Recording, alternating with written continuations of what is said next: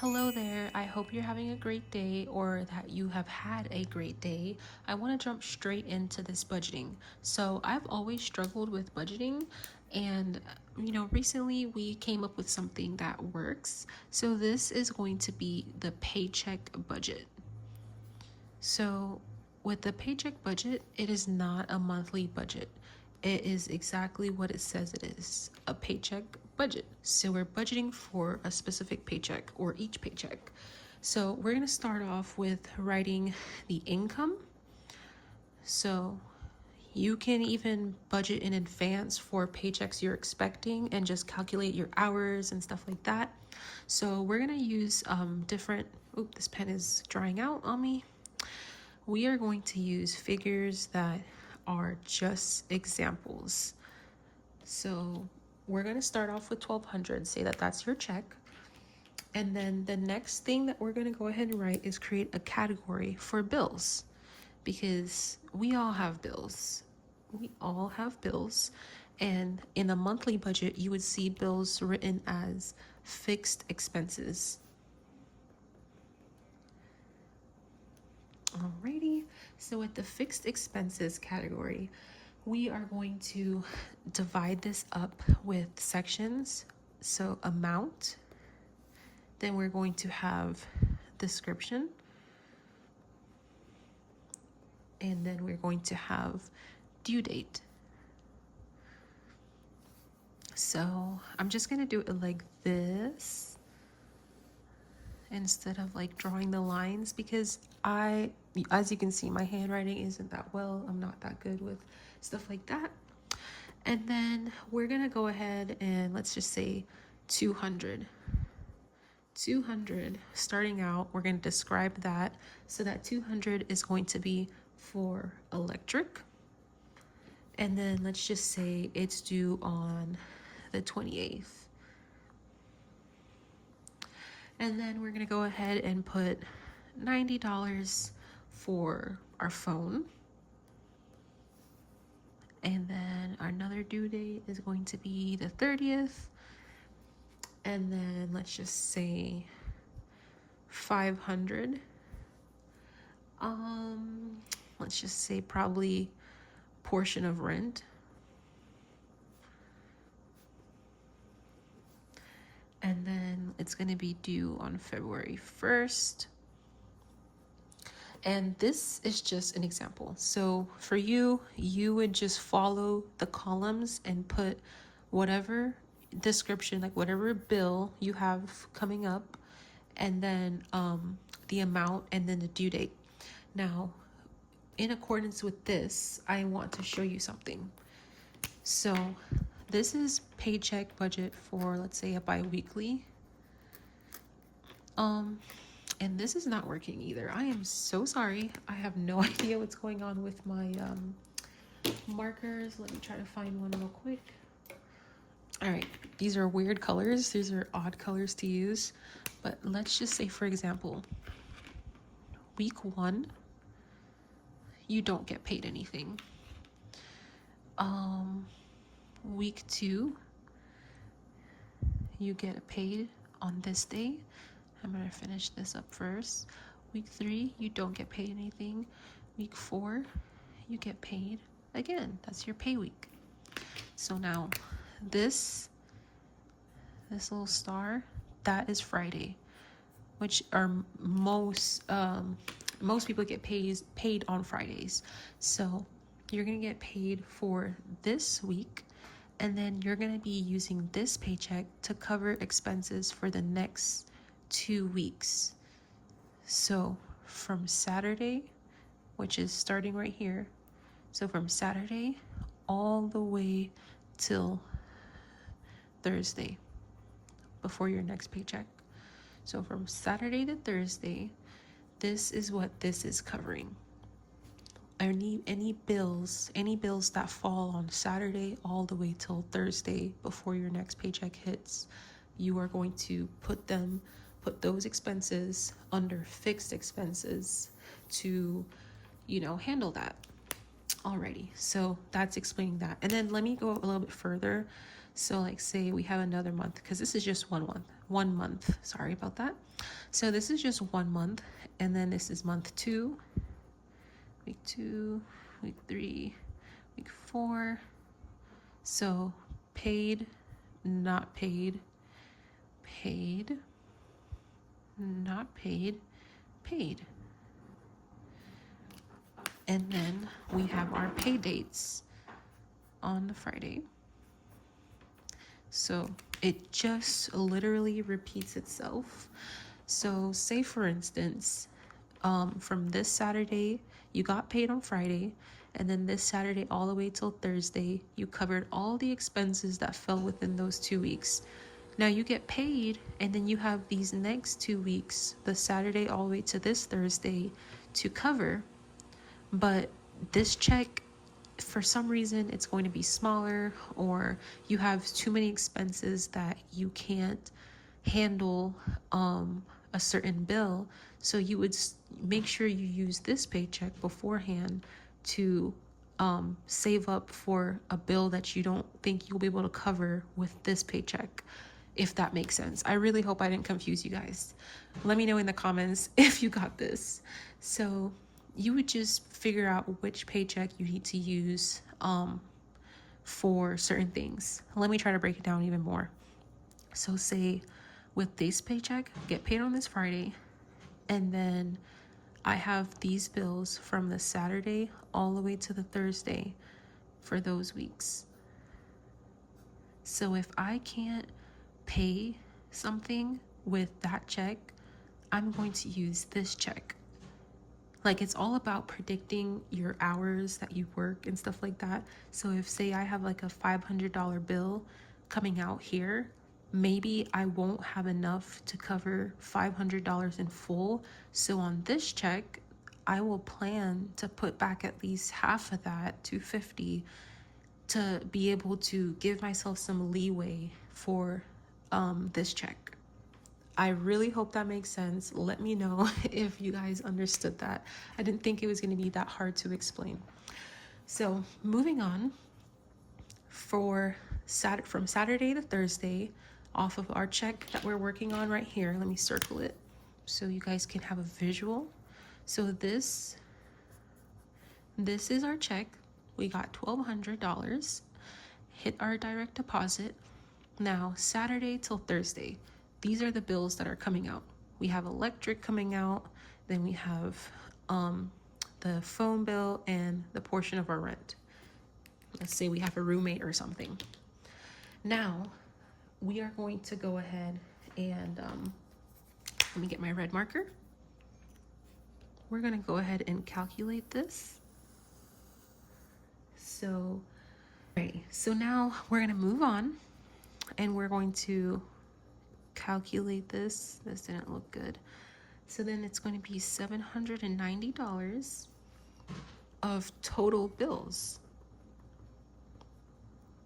So our total bills. And now what we're going to do is subtract $790 from $1,200 so we can figure out how much we're left with. So now this is going to be $410, equaling total remaining funds. Let me go ahead and outline that. So this is our total remaining funds. So now let's choose a new color. We're going to go ahead and focus on variable expenses. So these are expenses that fluctuate and that it's not concrete and fixed. So these, actually, let me show you guys this as well. So these, we have it on auto pay. So it's in our checking account, waiting to be drafted on auto pay. Alrighty. And then, so with it being on auto pay, you have to make sure that you do not touch that $790, because if you touch it, now you're going to be short for one of your bills and you're going to get an NSF. NSF stands for non-sufficient funds, and some banks charges upwards to $40 for NSF. That means you don't have enough money, and now they go ahead and they charge you for that. And it sucks because now you have to pay an extra $40 that you didn't even plan for in your budget. So now, with our variable expenses, I'm going to change my color again. Variable expenses. Alrighty. We are going to make sure we use this figure. This is how much we have for other categories that fluctuates, like gas. So for the next 2 weeks, we get paid here, and our next check is this following week here. So we have to figure out how much are we going to need for gas for these 2 weeks here. Like, see it right here? How much are we going to need for gas? So we get paid here. How much are we going to need for gas until our next paycheck? Let's just say we're going to do 50. And then groceries. Oh, this pen's dying. I need new pens. I need a new pack of pens. Groceries, we're going to do 80. And I want to remind you guys that this is not a monthly budget. This is a paycheck budget. So this is per paycheck. We're only focusing on this paycheck, and we're focusing on bi-weekly pay schedules. So with this $80 for groceries, that's going to be for the next 2 weeks. So the next 2 weeks here, we are expecting to meal prep and spend $40 per week that we have until our following paycheck. And then let's say we want to put something back for like emergencies. Yeah, I need a new pack of pens and markers. Emergencies, we're going to put back $100. And remember, don't do emergency if it's like something that you're really wanting. It's not a want. You can actually just dedicate a category to eating out or, dining out and stuff like that. This is going to be a little bit thicker, but I don't have an orange, and I already picked orange. So $100 for emergencies. Let's just say dining out. We're going to go ahead and put $100 to dine out or / entertainment. And then let's just say, I'm trying to think of a category. Fun money. So anything regarding fun, we're going to put $50. And then you're going to put goals. This week you decide to put, let me put my thing there. This week we decide to put $30 towards goals. That could be whatever you want them to be.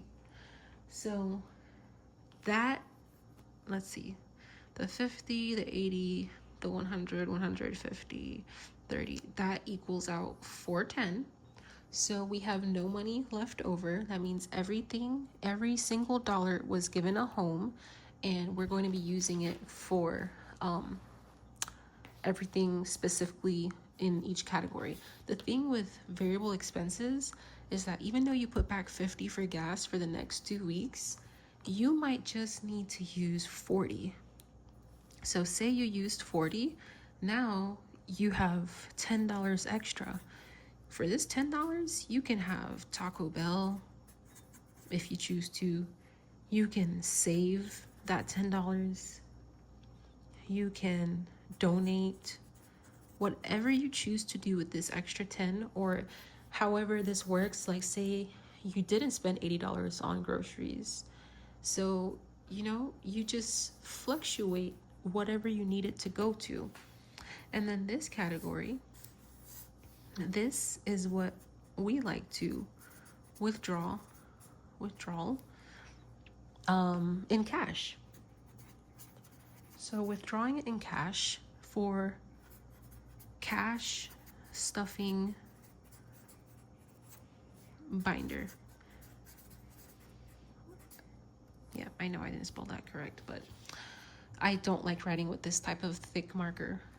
So we're gonna withdraw 410 for these categories and stuff them in our cash binder under each cash envelope.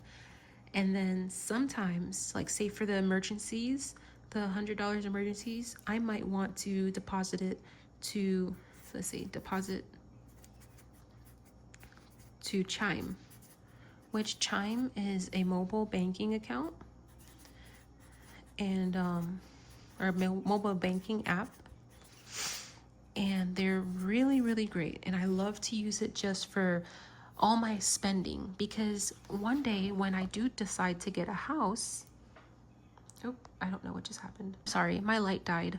But one day when I decide to get a house, when they look at my bank statements, they see that I have everything on auto pay and that I only have like these fixed expenses, recurring, let's put that word there too, recurring expenses. My phone also died, so I wanted to go ahead and just share this with you guys real quick. So, as I was saying, my phone also died, so I had to go ahead and put it to charge, but I wanted to go ahead and finish what I was saying. So when the bank looks at my statements, they see that I have everything on auto pay, and they see that I have recurring charges being drafted, and they don't see that I go to Taco Bell. They don't see that I eat out and spend $100. They don't see that, you know, I have fun money. And, you know, obviously every human is expected to have things like this to live a comfortable life. But at the end of the day, the bank isn't seeing all this, and it looks very clean and organized to have it set up this way. And then it just allows us to have some discipline. So also people might wonder, where are you saving? So for instance, let's just say this could have been savings. I would put my savings under fixed expenses. That way it's concrete that I save this amount each check. No matter what, I go ahead and I get that out of the way, and I treat savings like a bill. So this could have been $500 towards saving, or even $90, or even $20 towards savings, but you list it in your fixed expenses because savings is a bill. Or you could put it down here for variable, but it gives it more flexibility for you to easily say, you know what, I'm going to use that $30 to go to Chuck E. Cheese with my kid or something, which is might be a priority to you as well. But I really feel strong about this. Putting it under fixed expenses and treating savings like a bill, you're more likely to get it done, get it out of the way, and just be more disciplined and don't touch it. Don't dip into your savings, don't do any of that, versus it being under variable expenses and you're easily able to just, you know, do what you want. Because this section pretty much is the do what you want with, because you already took care of your responsibilities. You took care of your phone bill, your electric bill, you took care of your rent. Like the important adult stuff is out of the way. Now, obviously, you still need gas and groceries, so that's important as well. And you want to save for emergencies, but look at all these things that you still get to do with your money. It's all about having discipline and, you know, knowing what you want in life and where you want to be in life. So I just want to say, if you guys enjoyed this, I'm going to write my IG. So my IG is Jan Marissa _. So if you guys go ahead and show some love to me, and then go ahead and subscribe. Oop, the heart is janky. But if you enjoyed this, and if you want to see more budgeting and finance tips and tricks and methods, go ahead and leave a comment and just let me know what you're looking for, and I'll be sure to do it if I can. But thank you guys for watching. I hope you have a great day. Bye.